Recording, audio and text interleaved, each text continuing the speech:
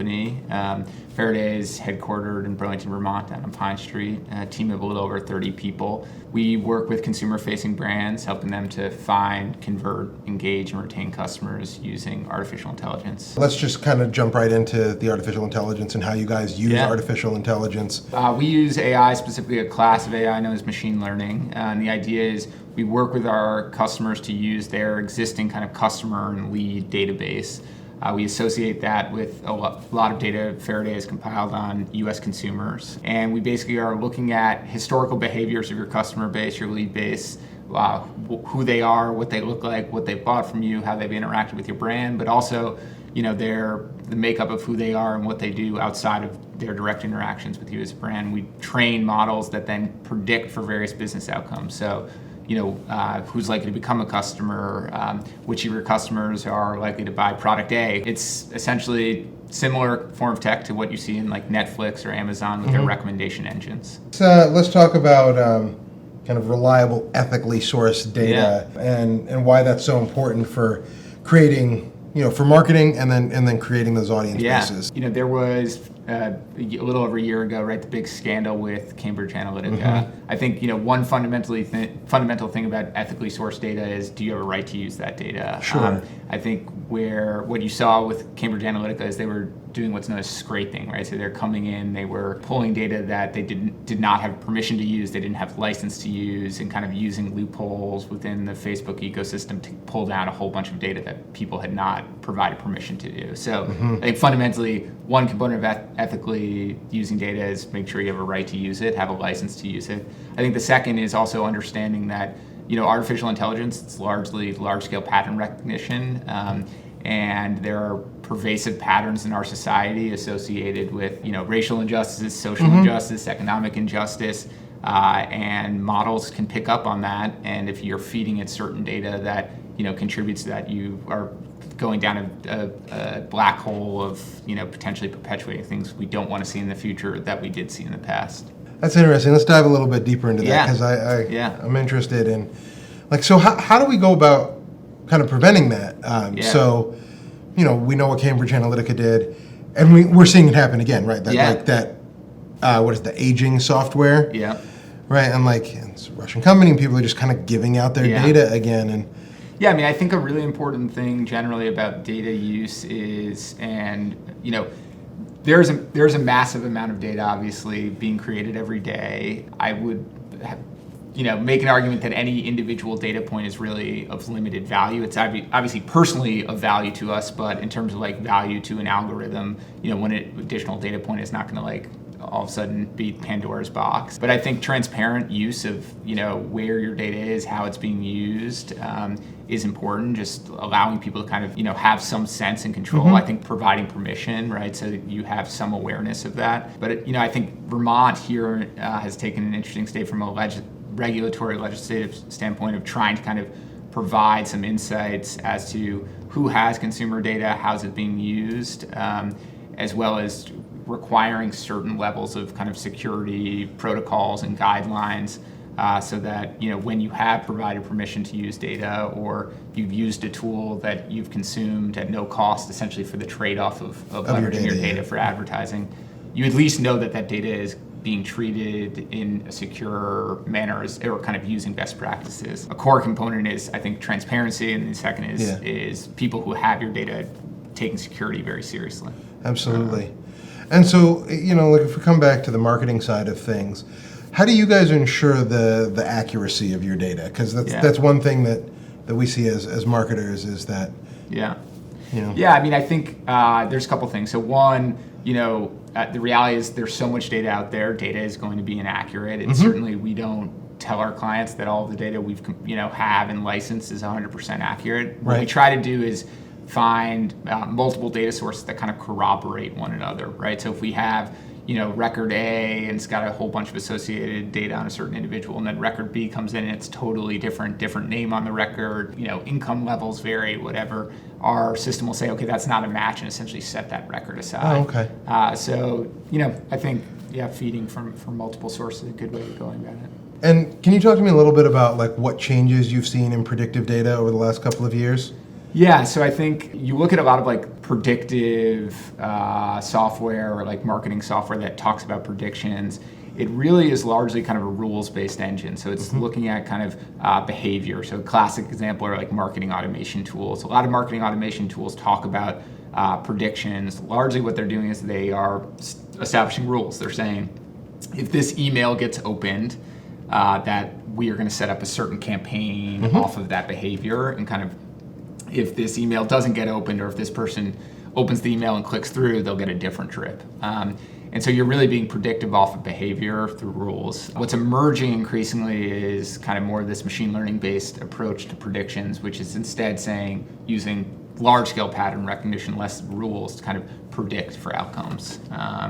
And it's not inherently one's better or worse. It's just a different approach. Sure. And they can often work actually in conjunction. I mean, that's one of the things that we've kind of explored, is how we can like predict the narrative that's going to have the most impact, and and like we've worked with Easy Probate doing that. You know? So we've sliced up these videos, we've served them out to a bunch of different people, and we've like taken back in data, and then we've made changes based on that. And it's we're not to the point where we can fully predict like what an audience is going to be, especially early on, right? Like he doesn't have a ton of data to pull from to begin with, but now we're starting to develop that, and we're starting to have a better sense of what he needs. Yeah, I mean, fundamentally, I think, when you're talking about like predictive technology, you need a training set, right? You need historical data to kind of train off of, and, that has to be of a certain size. Self-driving cars, it's got to be billions of data points, and there's so many complex decisions they've got to make versus, a marketing decision around like, do I serve an ad up to this person, or what content do I deploy to this person? Obviously, you can rely on less data. Well, it's less critical, right? Yeah. Self-driving car is depth. Marketing data is, well, that guy didn't click. Yes, right? Exactly. Yeah. Yes. So let's talk a little bit about how AI can be used to promote omni-channel growth for companies. Yeah. So I think, it's important to recognize like AI is widely being kind of leveraged and deployed, that we see just as consumers on our day-to-day basis, or as marketers in tools you use every day, right? So Facebook, their like lookalike algorithm, that is AI. There's a sense like even within any individual channel, there's often AI being leveraged that you can use, sometimes at no additional cost. Within Faraday, I think the key thing is, many channels, if you operate directly within those advertising channels, they're largely walled gardens, right? So if you advertise in Facebook, you're going to, build an audience in Facebook. You can't necessarily take that audience and hit them, with AdWords. Right. Or within AdWords, you have some sense maybe geographically, but you have no way of kind of transporting these audiences. And offline, kind of same thing. So at Faraday, we're basically trying to build a platform that allows you to kind of source audiences, whether it's top of funnel for lead generation or down funnel, making recommendations on your existing customer base, that applies essentially predictions. These are, hey, here's a lookalike audience, but then it's channel agnostic. So you can take that audience into Facebook. You can use the same model to say, hey, we want to do bid modifiers and bid more aggressively on intent in this geo versus this other geo in AdWords, or we want to target people with direct mail offline. And so you're taking these models that you build around who are likely customers, and our platform is kind of agnostic as to where we push those audiences. We just can push audiences based off of the rules established by those advertising platforms. Interesting. So I'm going to kind of change directions here. I want to talk to you a little bit about like kind of the existential risks with AI and what you guys kind of see coming down the pipe. I think one major concern, totally outside of like marketing tech, right, is just like the robots are going to take our job. That's like a whole level of thought and sophistication, honestly, like way above my pay grade. I think that within our world, I think what we are most concerned about, I mentioned earlier, is just this idea that largely what machine learning models are doing is they're using training data, often historical data, to make forward-looking predictions. And so it's not that the algorithms are biased, it's that our history is biased. And I think there is there's automation concerns that I think are like, in certain industries very real. And then I think there's concerns with AI around how do we, when we're training a model, make sure we're not necessarily perpetuating, things we don't want to see in the future. And that has a lot to do with being very thoughtful about, what data are you showing a model? How does certain data correlate to outcomes that, are inherently related to things like ethnicity or, race, gender, kind of protected classes. And obviously there's a lot of correlations there. And so you have to be very thoughtful about what data is actually exposed here versus what, do we really have to kind of set aside and not allow the algorithm to kind of train off of. Yeah, because we've seen some weird stuff happen with algorithms, right? Yeah. Like they've become super racist. Well, yeah, I mean, it's we have laws in place to prevent redlining, right, in real estate. And, you can, if you're not very thoughtful about what data am I showing here, you can essentially have modern day redlining. That's not I am not going to sell a home here because of someone's race or ethnicity, but inherently the model is essentially picking up on that. So it's a meaningful thing that has to be I think thought about. And one way you address that is, models really should be very transparent. I think one challenge you have with something like a Facebook lookalike is you don't know what it is that they're looking at that makes it similar versus being able to, I think, be transparent about this is the data we showed the model and allowed a model to be trained off of. I don't know if you're familiar with the podcast Stuff We Should Know or Stuff You Should Know. No. I got to send it to you. He did an offshoot called The End of the World, and he's got this whole thing on existential risks in AI. The coming version of the AI that's developed just to build paper clips. Yeah. And so it's going to just continue to grow until it's breaking us down to build paper clips. Right. Yeah. Which seems a long way off, but it's still kind of a... No, I mean, there are, I think, a myriad of unintended consequences that are associated, that we have to be thoughtful about. We have to be consciously making a decision, not just being hey, this is powerful and cool. It's I would say within the world of AI and marketing tech, it's lower risk than some other areas where AI being used for health predictions and things like that. To build on that, we've seen some interesting data laws start in Europe, and how do you see the evolution of those laws going over the next few years? Yeah, I mean, I think it's one of the few areas of bipartisan agreement on right and left is that generally there's a sense that big tech is using data in ways that people aren't aware and trying to rein that in. I think California has passed a major data law. Even here in Vermont, they are increasingly looking at data privacy issues. I think there are more regulations coming, and I think rightfully so. I think for regulators, and we've already seen this in Europe, the companies that are best positioned to actually comply with incredibly complex regulations around data privacy is big tech. Right. So there is a very fine line to be walked between when you establish regulations, understanding the cost of compliance and how, who can actually comply, because you might be thinking you're dampening the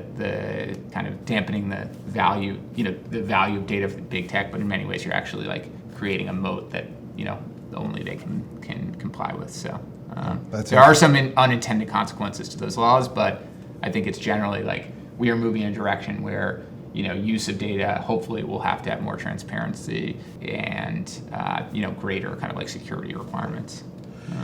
And so, kind of the last question I'm gonna ask you is about the increase in data. When are we really going to be kind of owning our own data? Yeah. Especially with wearables and these and AR, VR, they're starting to be able to track biomarkers, right? Yeah, I mean, I think it's important. There's certain classes of data that I think to some degree we should have, I would argue, more concern about and less concern about. I think, in many ways, there's such a massive amount of data. It's digital exhaust, right? When we are online, or increasingly just everything we operate, our cars or computers, right? Yep. We are just it is literally part of what we leave behind. And so the idea that I think any individual will ever fully kind of control their data is a little bit of a fallacy. I think there's so much of it, and I would argue much of it is of limited value. But I think it's a question of what are the components of your digital exhaust that are really critical and should be kind of monitored, requirements should be made around it, and you should have control over how it's distributed. And we see this with health data, right? So HIPAA is you have to allow for release. The data can't be used for marketing purposes.